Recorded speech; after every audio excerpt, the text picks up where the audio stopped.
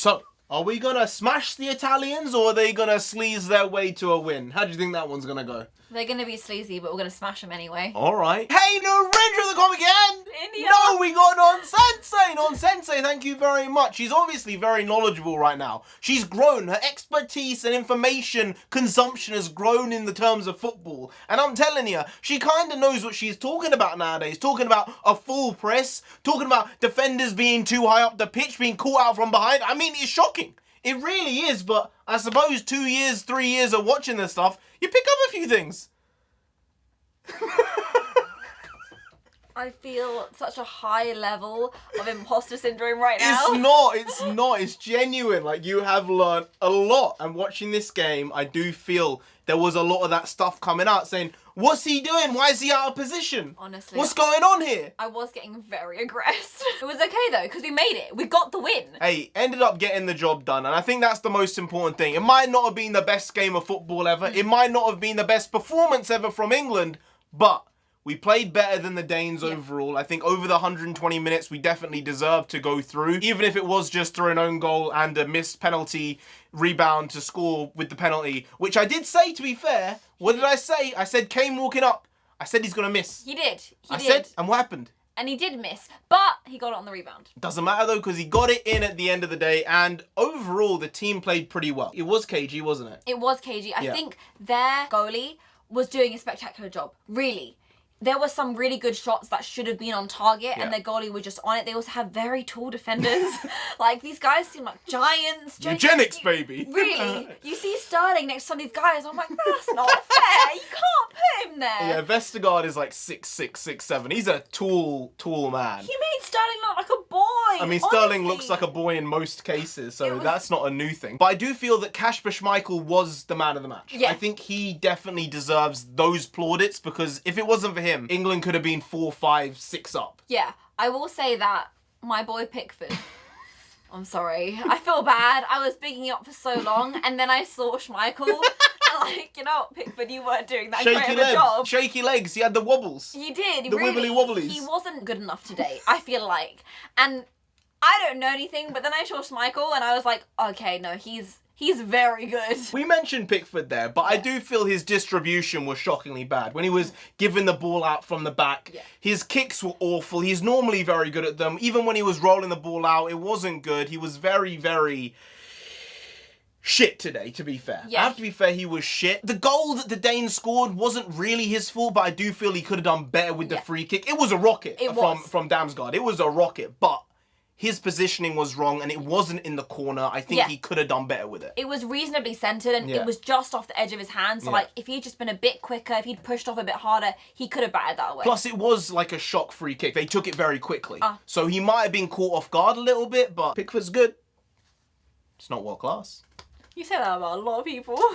I do. Both semi-finals were really, really good. I would say this match, there was some tension there, but it felt kind of like off. There was something missing throughout the whole game, and it went for 120 minutes, right? Something just seemed off kilter. I mean, there were 60,000 people in that stadium, but something just felt off the whole time. I didn't feel that, honestly. I felt the first half was played in a certain way, and the second half was completely different. I think the second half, it was a different game compared to the first one.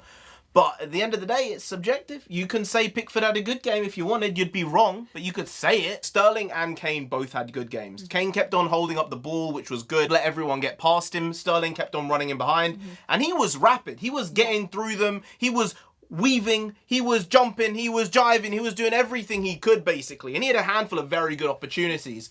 But he didn't really put any of them away. Every attempt that was made in that box, the Danes were just on it like a rash. Genuinely, they were everywhere. Everywhere you looked, there was a leg coming up to just kick it out of the way, and they did a good job of it. Really. They defended really, really well. England played well. Denmark defended well. Yeah. I think that's how you can look at it, because there wasn't much of an attacking threat from them other than on the counter. But when they broke really quickly, and it seemed like they might have caught England out 2 or 3 times if it wasn't for their finishing, but I suppose that's why you have people like Christian Eriksen in your team. And hopefully he's good and he will get better in the long term. But it wasn't their day today. And it was England's day. But we will do it for you, hopefully, in the final. To be fair, I don't know if the Sterling penalty was actually a penalty. But at the end of the day, I don't care. No, at this point, I don't really care. Not at all. One thing I will say is that Denmark were putting on their subs. They put on, I think, 4 of their 5 subs. Five of their 5 subs in the main time, right? And we put on 1. And, you know, I understand that you're like, okay, we might not win, but we should.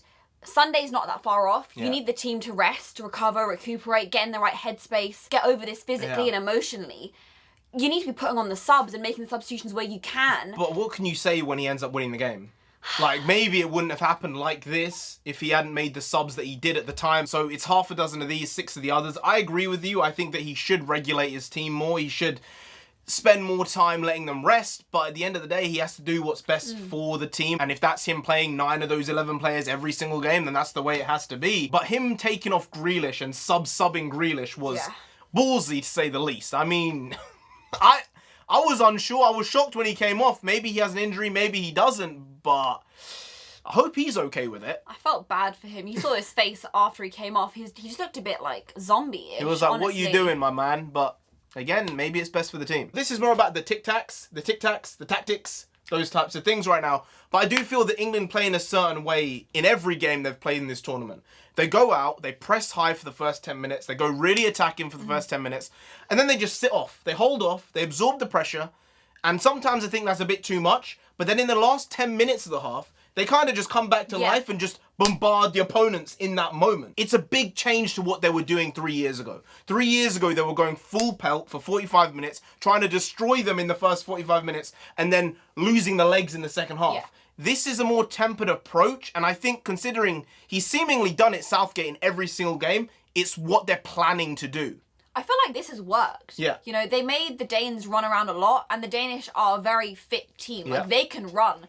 But it seemed like England outpaced them today with just the timing of everything and the pulling back and then the pushing forward. Even though it was kind of see-through with the way that Gareth's been playing them, it still got the job done because it seemed like the Danes were a bit unsure about it in that first half, that last 10 minutes. Yeah, I agree with you. I think it is becoming a little cookie cutter with the way he's playing and the way he's deciding to set the teams up. But today it was different to some degree. I didn't love the formation. I didn't love the team. I didn't like Mount playing in that role. I think Grealish should have been on there.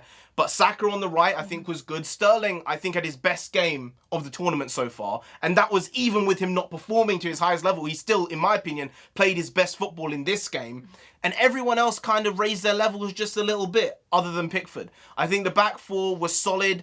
Walker and Shaw were good going forward. I think Shaw was a bit lax defensively today, but Walker played very, very well in the back three when Shaw was going up, bombing down the left. So I have to say, overall, I'm impressed, but Italy is going to be a bit of a shit show. And the thing is, England did have a lot of opportunities. They had a lot of chances. Harry Maguire was saved off the line. Raheem Sterling had 2 or 3. You know, they were on a plate for him, a couple of them, and he didn't end up putting them away. But I think that showed how dangerous England can be. And I'm saying the final, I'm saying a 2-2 to go to extra time. And I don't know what's going to happen then. Don't you but say I'm saying 2-2. This one I thought would be a 2-1. 2-2.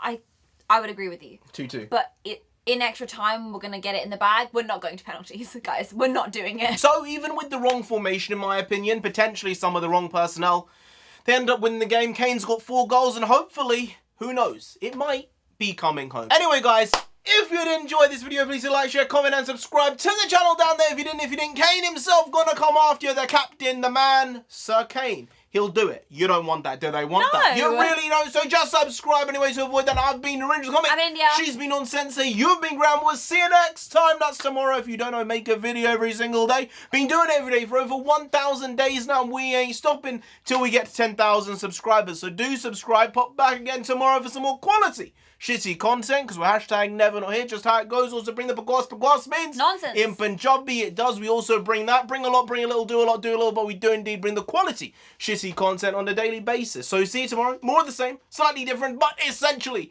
the very same. Once more, see you then. Skadoosh.